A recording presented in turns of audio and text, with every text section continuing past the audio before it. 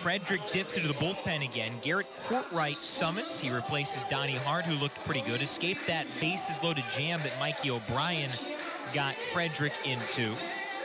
And now Garrett Courtwright will face off with the top of Winston-Salem's order, Adam Engel. Struck out 3 times in his 3 appearances at the plate against Mikey O'Brien.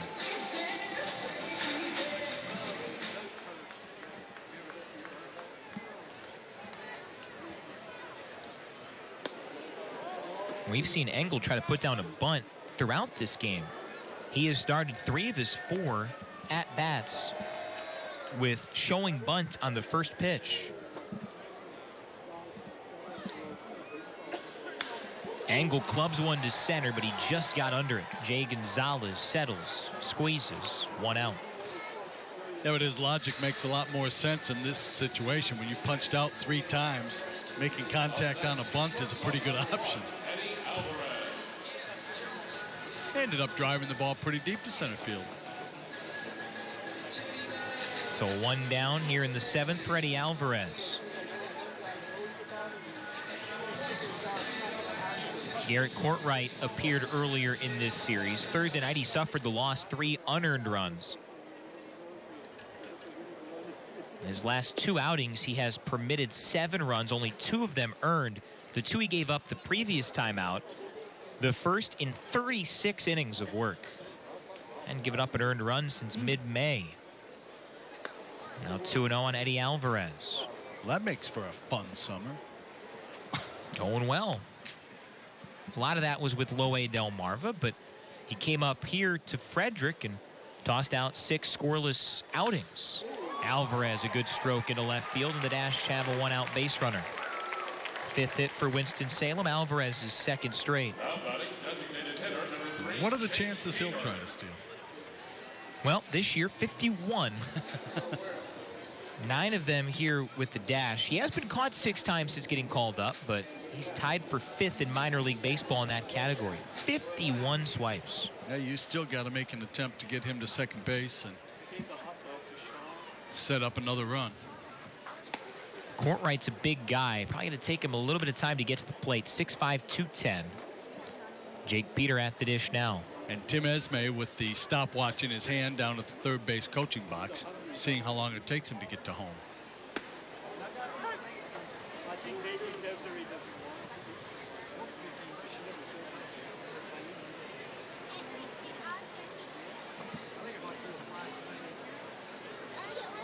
There's a check, and Alvarez sliding back. Dash a different look with the uni today. The black undershirts and socks and stirrups. Looks like the White Sox. Alvarez, a great jump. Courtwright threw it behind Peter. Alvarez had the base stolen, but that just added to it. That's what speed will do to you, too. You throw over to first base. You're conscious of the fact that he's probably going to be going. So you try to change your delivery a little bit to speed it up, to get it to home plate quicker, and then you end up making it that much easier for him. Peter almost lunged into the baseball because he was trying to get away from the plate. 2-1 the count. The Dash with a chance to add an insurance run.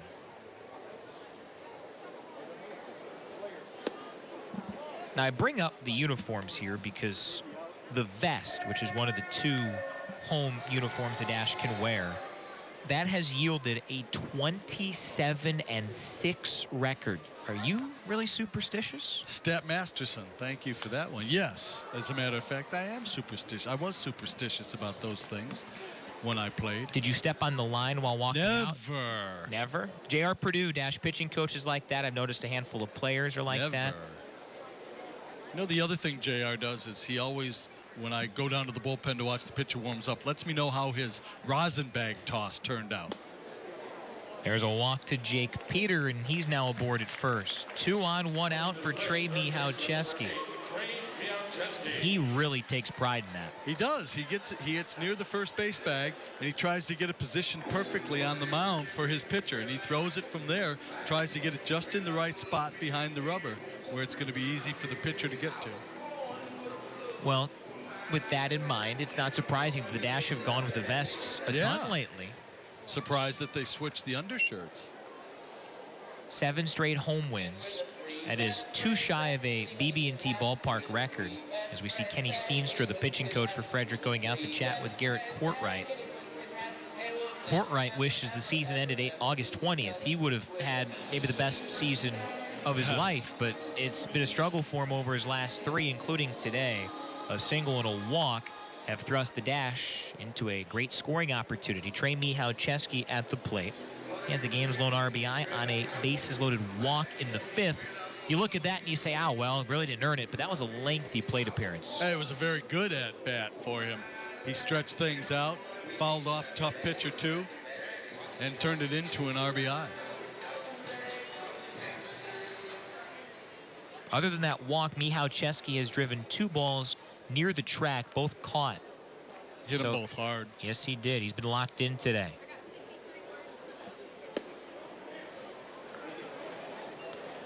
Yeah, the way that things are winding up here for Courtwright, you just, as a pitcher, you hope to yourself, guys, remember the first 4.5 months, okay? That's why the last 2 weeks is why my ERA is where it is, and the numbers are skewed. Remember the first 5 months worth of work. Rocketed just fair down the right field line. Easy trot home for Alvarez. Jake Peter gets the go sign. Gold picks it up after the weird ricochet, but there's no throw to the plate.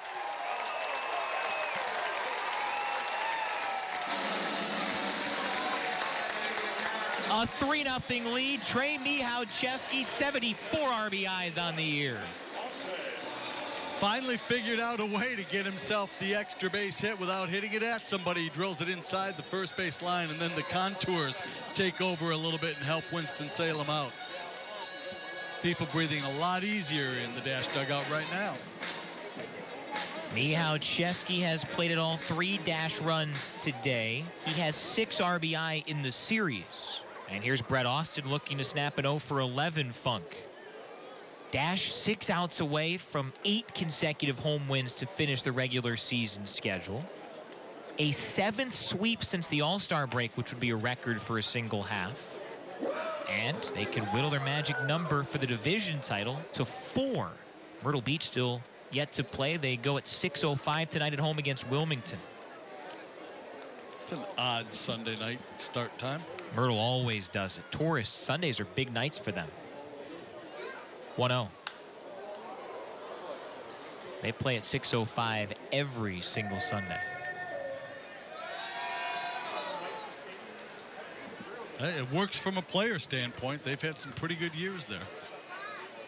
They'll go to the playoffs for the 5th straight year. That'll be the Dash's playoff foe come September 9th. And if the Dash can get that division magic number to 0, Game 1 would be here, where the Dash could maybe go for a 9th straight home win. 1-2 now on Austin, the former NC State star, who was the battery mate of Carlos Rodon during Rodon's remarkable collegiate career. He's now thriving up in the major leagues as a rookie with the White Sox.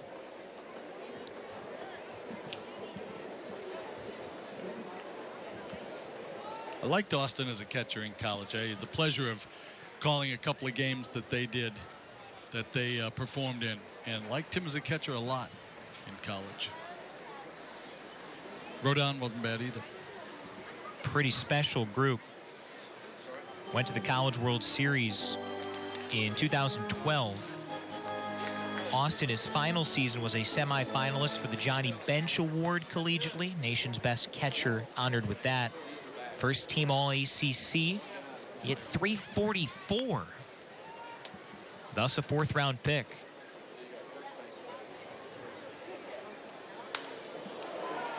Easy play for Jay Gonzalez. Austin is out number 2. Batting next, right fielder number 15, Nolan Early. So it's up to Nolan Early with Trey Michalczewski at 2nd. Early, another strong game. Single, walk, and strikeout. 4 for 12 in the series with a couple of RBI.